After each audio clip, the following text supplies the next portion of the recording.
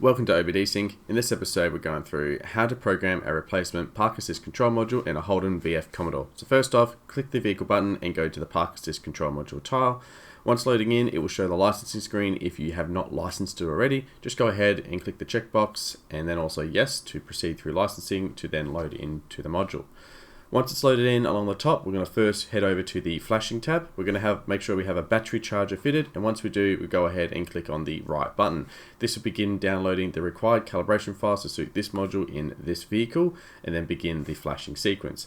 It's also very important to make sure that you have your ignition on. So in a key start vehicle, that's turning the key all the way until one before starting the car, and on a push start vehicle, you need to hold the push start until you have a green light, which indicates ignition on.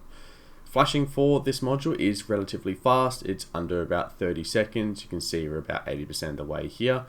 Once it gets to 100, it will then indicate it is performing the finalization flash routine, and then finally we'll have a pop-up indicating it is successful.